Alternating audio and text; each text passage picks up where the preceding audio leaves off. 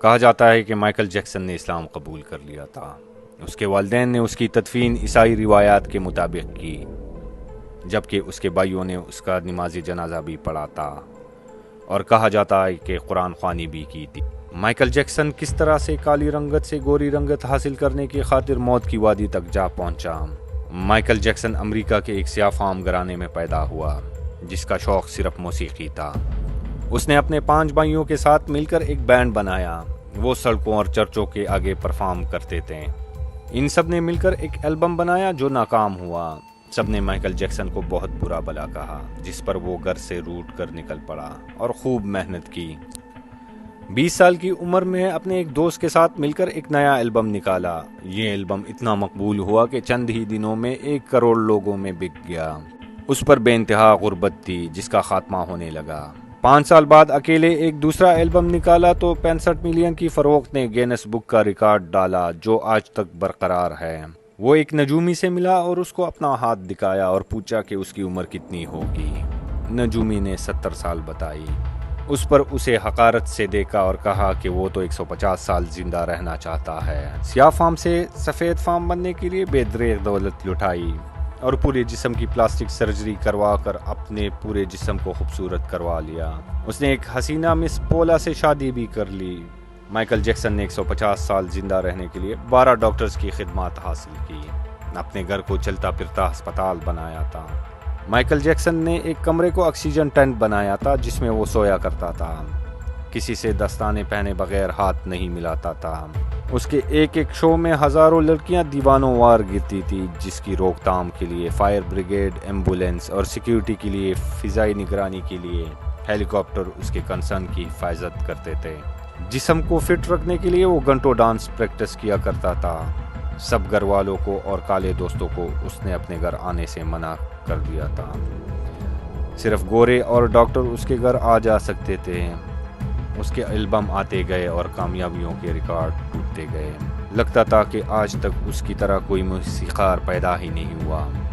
وقت گزرنے کے ساتھ اس کو اپنے آپ پر غرور آنے لگا۔ اس نے ایک زبردست شو کرنے کے لیے لندن کا ایک شہر چنا۔ 1 سال تک وہ اس کی تیاری میں دن رات محنت کرنے لگا۔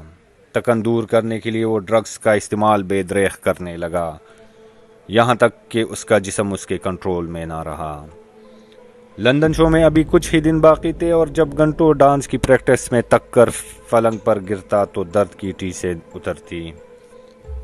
بغیر ڈرگز نیند سے کوسوں دور لے جاتی۔ پھر کوکین آتی، کوکین کرتا اور اپنے آپ کو ایک دم پھر سے چاقو چوبند کرتا اور توانا محسوس کرنے لگتا، مگر یہ تمام تر توانائی اس کی چند گھنٹوں کے لیے ہوتی تھی۔ مائیکل جیکسن شراب نوشی، کوکین کے علاوہ کون سے ڈرگز کرتا تھا، اس کے مطابق ایک زبردست ڈاکومنٹری لیونگ نیور لینڈ کے نام سے نیٹ فلکس پر ہے۔ اس ڈاکومنٹری کے مطابق مائیکل جیکسن نہ صرف ہم جنس پرست تھا بلکہ بچوں میں جنسی رغبت رکھتے تھے اور انہوں نے متعدد بچوں کو جنسی زیادتی کا نشانہ بھی بنایا تھا۔ اس ڈاکومنٹری میں مزید انکشاف کیا گیا کہ مائیکل جیکسن ایک کم عمر بچے کے ساتھ جنسی تعلق استوار کرتے اور اگر اس سے بھی کوئی کم عمر لڑکا اس کو ملتا تو پہلے والے کو چھوڑ دیتے تھے۔ ان تمام بچوں کو جنسی تعلق کے عوض زیورات، پیسے اور مہنگے مہنگے تحائف دیا کرتا تھا۔ ایک لڑکے کے ساتھ مائیکل جیکسن نے شادی بھی کی اور اس شادی کی تقریب بھی منعقد کی اور اس نے لڑکے کو ہیرے کی انگوٹھی بھی پہنائی۔ مائیکل جیکسن کے ہاتھوں جنسی زیادتی کا شکار ہونے والے ویڈ ڈراپسن کا کہنا تھا کہ ایک بار مائیکل جیکسن مجھے برہنہ اپنے سامنے بٹھا کر خود لذتی بھی کرتے تھے۔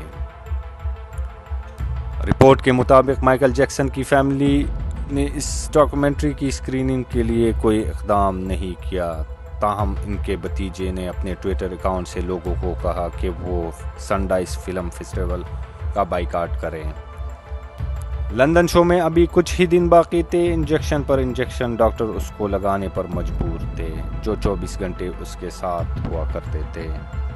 ایک دن اس کی سانس کی نالی چوک ہو گئی اور سانس لینا دشوار ہو گیا۔ سارے ڈاکٹر اس کے پاس جمع ہو کر اس کے جسم کو چیک کرنے لگے۔ اس کو چیک کرنے کے لیے باہر سے اور بھی سرجن بلا لیے گئے۔ آکسیجن ٹینک میں بھی اس کی سانس اکڑنے لگی۔ آخرکار اسے سب سے بڑے ہسپتال لے کر گئے، لیکن 150 سال زندگی جینے کی خواہش رکھنے والا دنیا کا سب سے بڑا پاپ گلوکار مائیکل جیکسن صرف 50 سال کی عمر میں مر گئے۔